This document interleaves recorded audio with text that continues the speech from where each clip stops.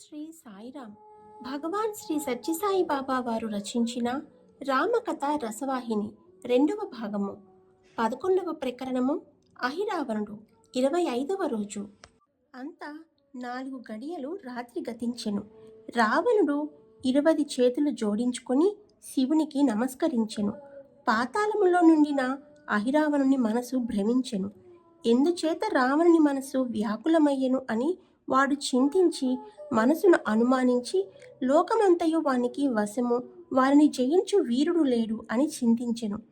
నిజముగా వాడు కామదాదేవిని తప్ప మరి ఒకరిని ఉపాసింపడు. ఆ దేవిని ధ్యానించెను.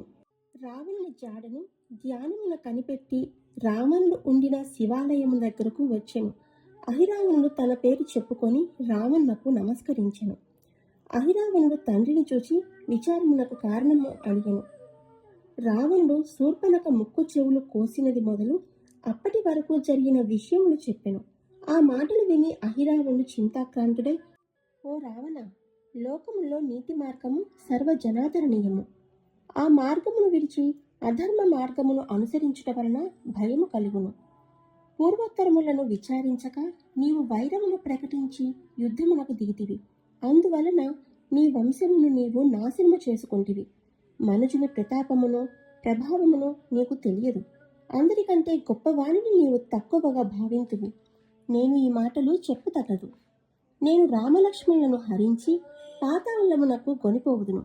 అక్కడ నా కామాదేవికి బలి ఇత్తును. రాక్షస వంశమునకు సంపూర్ణ యశస్సును తీసుకుని వత్తును అని రావణునకు చెప్పి నమస్కరించి దేవిని స్మరించి శ్రీరాముని కటకమునకు వచ్చును. అహిరావణుడు స్వమాయ బలము చేత వానర సైన్యములను గాఢాంధకారముతో కప్పెను. ఎవని హస్తము వానికి కనబడినంత చీకటి క్రమ్మి ఉండెను.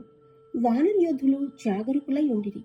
వారి కటకములో ప్రవేశించుటకు కాలుడు సహితము వెనుదిగును. అప్పుడు ఒక ఉపాయము మహావీరుడు పన్ని తోకను పెంచి దానితో గుండ్రముగా ఒక మహోన్నతమగు కోటను కట్టెను. కుండలము కట్టి ఉండిన సర్పరాజు వలె అతడు కుండలాకారముగా దానిని నిర్మించెను. ఆ కోటలో సింహద్వారము వద్ద మహావీరుడు కూర్చునను. అహిరావణుడు ఆ చిత్రమును చూసి మనసులో దిగులు పడెను. ఒక్క ఉపాయమును వాని బుద్ధికి తోచలేదు. అప్పుడు వాడొక కపట వేషము ఆలోచించి విభీషణుని వేషము ధరించెను. మెల్లగా మహావీరుడి దగ్గరకు వచ్చెను. మహావీరుడు స్వభావ సిద్ధముగా మహాప్రతాపుడు. కపట వేషము వేసిన అహిరావణుడు, ఓ సకుడా, నేను రాముని వద్దకు వెళ్ళవలెను. నేను దీనికి పూర్వము శ్రీరాముని ఆజ్ఞను గైకొని సంధ్యావందనము చేయుటకు వెళ్ళి ఉంటిని. సంధ్యావందనము అయ్యను. శ్రీరామ దర్శన నిమిత్తము వెళ్ళవలెను. తక్షణమే వెళ్ళకున్నా స్వామి ఆజ్ఞను మీరినవాడనగుదును. కనుక నన్ను త్వరలో లోపలికి విడువుము అని కపటపు మాటలు ఆడెను. ఆ మాటలు సత్యమని మహావీరుడు నమ్మి నిజముగా విభీషణుడే అని తలంచి వానిని లోనికి విడిచెను. అహిరావణుడు లోపలికి వెళ్ళెను. సమయమున అలసి నలుడు, నీలుడు, సుగ్రీవుడు తదితర యోధులు నిద్రించుచుండిరి. శ్రీరాముడు కూడా పొడుకొని ఉన్న లక్ష్మణుని మీద హస్తము పెట్టుకుని నిద్రించుచుండెను. కపట విభీషణుని వేషమును ధరించి వచ్చుచున్న అహిరావణుడు రాముని దృష్టికి రాకపోలేదు. కాని లీలామానుష విగ్రహుడు రాక్షస సంహార నిమిత్తమై అవతరించెను. కనుక రావణుని సంతతినంతటినీ హతమార్చవలెను.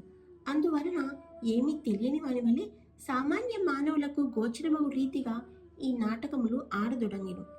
ఏ ఏ కాలమునందు ఏ ఏ ప్రదేశములో ఎవరెవరిని హతమార్చవలెనో, ఎవరితో ఎవరిని చంపించవలెనో అది అన్యుల తరము కాదు. అందువలన తన నాటకము తన ఊహల్లోనే జరపవలెను.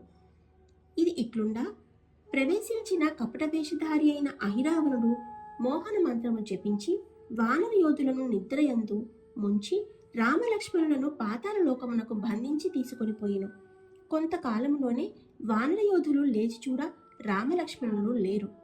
వారు పరుండిన స్థానము మహా లోతైన గోయ ఏర్పడి ఉండెను. దీనిని చూచి వానర యోధులలో హాహాకారములు పుట్టెను. చంద్రుడు లేని రాత్రి వలె, జలము లేని కమలము వలె కళాహీనులై పడిరి. వానరులు వెలవెలపోయిరి. ఒక్కొక్కరు ఒక్కొక్క దిశ వెతుకుటకు బయలుదేరిరి. సముద్రపు గట్టునకు వెళ్ళిరి. కటకము చుట్టూ ఎన్నో విధముల వెతికిరి. రామ లక్ష్మణుల జాడయే కనిపించలేదు. దుఃఖాక్రాంతులైరి. ధైర్యమును విడనాడి శోక సంతప్తమానులై రాక్షసులందరూ నశించిరి. ఒక్క రావణుడు మాత్రమే ఆ దురభిమాని ఒక్కడే హతశేషుడు. అయ్యో, దౌర్భాగ్యమునకు గురి అయితిమే అని పలు పలు విధముల వానరులు వానర యోధులు విలిపించుచుండిరి. సుగ్రీవుడు మూర్ఛిల్లెను. ఈ సమాచారము ఇంతవరకు విభీషణునికి తెలియదు. విభీషణుడు ఎక్కడా అని వెతుకుచుండా అతడు సంధ్య వార్చుకొని తడిబట్టలతో సముద్ర కడ నుంచి వచ్చుచుండెను. అతన్ని చూచి వానరులు మహాదుఃఖముతో రామలక్ష్మణులు కనిపించలేదన్న వార్తను తెలిపి రోదన చేసిరి. విభీషణుడు కూడా క్షణము విచారించి తరువాత రాక్షసుల మాయలు తనకు బాగుగా తెలియను కనుక విచారించుకుండు రండి కటకమునకు వెలుదుము అని వారిని ఓదార్చి కటకమునకు వచ్చెను. మహావీరుని అడుగగా, మీరే ఇంతకు పూర్వం వచ్చి నా అనుజ్ఞ వడసి లోనికి వెళ్ళితిరి కదా అని నిర్గంత వచనములాడెను. అది గమనించి విభీషణుడు, ఓ వానరులారా, విచారించుకుడు. ఈ మాయలు రావణి కుమారుడైన అహిరావణునకు బాగుగా తెలియను. వాడు పాతాళంలో నివసించుచున్నాడు. ఈ భూమి యొక్క లోయను చూడ తప్పక వాడే శ్రీరామ లక్ష్మణులను పాతాళమునకు కొనిపోయి ఉండును. ఇందు సందేహము లేదు అని దృఢముగా పలికెను. నా వేషమును వాడు తప్ప మరి ఒకడు ధరింపలేడు. వాడు మహామాయావి. ఆలస్యం చేయక మనలో ఎవరైనా బలవంతుడు పయనమై వెళ్ళుట మంచిదని కోరెను. అటు ఇటు చూసి విభీషణుడు, ఓ హనుమంతుడా, నీ బల పరాక్రమములు లోక విదితములు. నీవు శీఘ్రముగా పోయి ఆ కృపాసాగరుల ఇరువురిని తీసుకొని రమ్ము అని పాతాళమునకు పోవు మార్గములన్నీ వివరించెను. సుగ్రీవుడు, అంగదుడు, జాంబవంతుడు హనుమంతుని అనేక విధములుగా అడుగుకొనిరి. హనుమంతుడు, మహారాజా సెలవు అని సుగ్రీవునితో ఆజ్ఞ తీసుకొని వానరులకు వారే మాత్రము భయపడకూడదనియు, ఎవరైనను సరే ప్రాణములు పోయినను సరే రాక్షసులను పోరారుడు. క్షణకాలములో రామానుగ్రహముండిన శ్రీరామ లక్ష్మణులతో మీ ముందు నిలుతును అని జై రామ జై రామ అని గర్జించి వెడలెను. అతను వెడలి అలసి ఒక చెట్టు క్రింద కూర్చును. ఆ వృక్షము మీద నివసించడి 2 పక్షులు ఒకదానితో ఒకటి సంభాషించుచుండెను. పక్షి భాష ఎగిరిన వాడగుటచే హనుమంతుడు ఆ వాక్యములను శ్రద్ధగా వినతొడగెను. అందులో మగపక్షి, ఓ ప్రియురాల, అహిరావణుడు శ్రీరామ లక్ష్మణులను నిన్నటి దినమున తీసుకుని వచ్చెను. వాడు నేడే తన దేవి అయిన కామతకు వారిని బలి ఇచ్చుటకు అన్నీ సిద్ధము చేసుకొనుచున్నాడు. బలి ఇచ్చిన తర్వాత ఆ కళేబరములను పారవేయును. పవిత్రమైన ఆ దేహములను మనము తినవచ్చును. ఈనాడు మనకు పండుగ దినము అని చెప్పుచుండెను. ఆంజనేయుడు విని దిగ్గున లేచి శ్రీరాముని స్మరించుచు, తోకత్రొక్కిన పాము వలె రౌద్రుడై, నా రామప్రభువులు ఇప్పటికి ఏమై ఉందురో ఆలస్యము చేయరాదని రివ్వున ఎగిరి పాతాళమున దిగెను. అహిరావణి నగరమును ప్రవేశించెను. కాని ద్వారము వద్ద మకరధ్వజుడను వానరుడు నిలిచి ఉండెను. వాడు ఈ మహావీరుని ఎదిరించెను. కడకు వాని పుట్టుపూర్వోత్తరముల ఎరింగి మంచి మాటలతో శ్రీరామ లక్ష్మణుల విషయము తెలుసుకొనెను. ఈనాడు ప్రొద్దుగుంకు లోపల రామలక్ష్మణులను దేవికి బలి ఇచ్చుటకు అన్నీ సిద్ధము చేసినని మరకధ్వజుడు చెప్పెను. హనుమంతుడు, ఓయి, వారు నివసించు స్థలమేది అని అడుగగా మకరధ్వజుడు అన్ని విధముల వివరములు తెలిపెను. కాని నేను ప్రభువు కార్యమున నియమించబడి తిని కనుక నాకే బాధలు సంభవించినను నిన్ను మాత్రము లోపలకు విడువను. మన జాతి అభిమానమును చూపి నిన్ను మాత్రము నేను లోపలికి విడువను. నిన్ను లోపలికి విడిచినా నేను మన జాతికి అప్రతిష్ట కలిగించిన వాడగుదను. నీకు నీ రామప్రభువెంతో, నాకు నా ప్రభువైన అహిరావణుడు అంత ప్రధానము. కాన మన ఇద్దరికి ఎంత సన్నిహిత సంబంధమున్నను ప్రభువాజ్ఞ మీరను కాన నీవు నన్ను జయించి లోపలికి వెళ్ళవచ్చెను అని మకరధ్వజుడు నీతివాక్యములాడెను. అందులకు హనుమంతుడు సంతసించి యుద్ధమునకు సిద్ధమై అనేక విధముల వానితో పోరాడెను. కడకు కాలహరణము చేయుట మంచిది కాదని తలంచి హనుమంతుడు మకరధ్వజుని తన వాలముతో చుట్టి దూరముగా విసిరి లోన ప్రవేశించెను. ఆ సమయమున ఒక మాలాకారుడు పుష్పమాల తీసుకొని లోనకు వెళ్ళుచుండెను. అది మంచి సమయమని హనుమంతుడు అనురూపమును ధరించి ఆ మాలలో కించిత్ భారమైనను లేక అది తేలికగా ఎవరికి కనిపించక అనుమానమునకు అవకాశము లేక రాకపుండునట్లు చేరును. పూలమాలను అహిరావణుడు దేవిని పూజించి మెడలో వేసెను. అనేక విధముల పదార్థములతో దేవికి నైవేద్యములు చేసెను. చేసిన నైవేద్యములు అన్నిటినీ హనుమంతుడు నోరు తెరిచి భుజించుచుండెను. దీన్ని చూచి చుట్టూ చేరిన రాక్షసులందరూ నేడు దేవి మహారాజునకు ప్రత్యక్షమైనదని సంతసించిరి. మహారాజు సహితము ఈనాడు నా భాగ్యము పండినని ఆనందించెను. అంతలో శ్రీరామ లక్ష్మణులను బలి పశువులకు అలంకారం చేసినట్లు అలంకరించి అటు ఇటు రాక్షసులు పట్టుకొని బలిపీఠమునకు తీసుకొని వచ్చుచుండా మహావీరుడు చూచెను. రాముడే చింతించుచు లోలోన నమస్కరించెను. అహిరావణుడు రామలక్ష్మణులను దేవి ముందు నిలబెట్టి వారి కుత్తుకల మీద కత్తులు పెట్టించి మహాబలవంతులైన రాక్షసులను సిద్ధపరిచెను. దేవికి మంగళహారతి ఇచ్చిన తక్షణమే ఆజ్ఞాపింతును. మీరు బలి ఇచ్చుటకు సర్వ విధములుగా సిద్ధముగా ఉండు అని రాక్షసులకు అహిరావణుడు ఆజ్ఞాపించెను.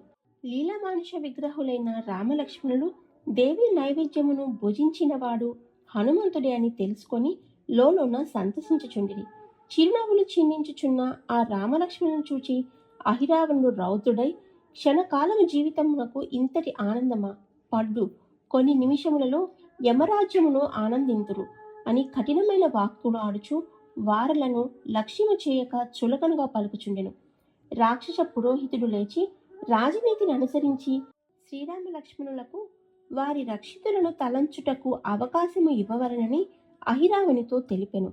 ఆ రాక్షసుడు లేచి, ఓ రాజకుమారులారా, మీ హితమును కోరువారుండిన వారిని చింతించుడు, కాలము సమీపించినది అని గర్జించెను. అప్పుడు రామలక్ష్మణులు ఒకరి ముఖము ఒకరి చూచుకొని చిరునవ్వులు నవ్విరి. ఆ సమయమున మహావీరుడైన ఆంజనేయుడు గర్జించెను. అతని మేఘగర్జనను రాక్షసులు విని దేవి ప్రత్యక్షమైనదని హడలిపోయిరి. పెద్ద నోరు తెరిచి, ఓరి అహిరావణ, నీవు చేయు పని ఏమాత్రము సరియైనది కాదు. కపట వేషమును ధరించి ఈ దేవదేవుని తెచ్చితివి. ఇట్టి దుర్మార్గపు పని దేవి మాత్రము అంగీకరించునా అనెను. వాయు వీచినప్పుడు జలము అల్లకల్లోలమగునట్లు దురభిమానులగు రాక్షసులు భయముచే చెలించిపోయిరి.